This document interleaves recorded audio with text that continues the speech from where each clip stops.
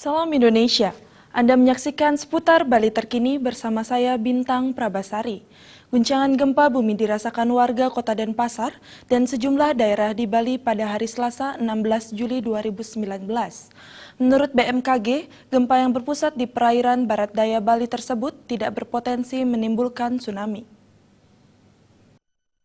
Gempa bumi terjadi pada pukul 8:18 pagi WITA yang dirasakan di Kota Denpasar, Tabanan, Badung, dan sejumlah daerah lainnya di Bali.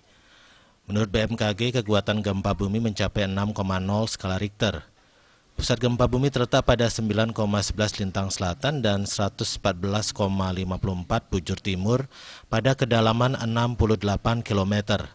Dengan kata lain, pusat gempa berada 84 km barat daya Nusa Dua, 84 km barat daya Jembrane, 89 km barat daya Kota Denpasar, dan 90 km barat daya Tabanan. Gempa menimbulkan kerusakan bangunan di Taman Kota Lumintang dan Pasar. Kerusakan juga terjadi di Kabupaten Tabanan dan salah satunya berada di Banjarwongaya Gede, Penebel.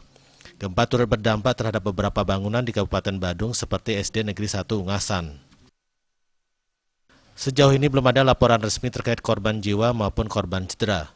Masyarakat diminta tetap tenang dan waspada karena gempa disebutkan BMKG tidak berpotensi memicu tsunami. Masyarakat diimbau tetap mengikuti perkembangan kebencanaan melalui media massa maupun laman resmi BMKG.